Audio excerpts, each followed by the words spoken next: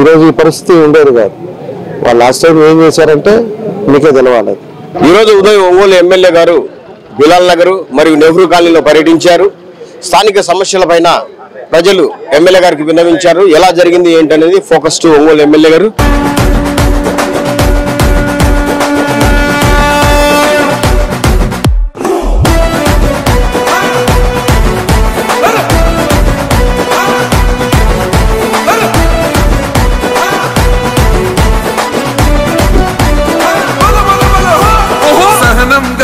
చంద్రుడు శంఖం పూరించనే రాముని తీరు శ్రీరాముని తీరు సమరం చేద్దామంటూ సైన్యం కదిలొచ్చనే హనుమంతుల తీరు ఇది ఆంధ్రుల పోరు ఒక యుద్ధం పుట్టింది సీమాంధ్రుల కోసం ఈ రాక్షస పాలననే చేస్తా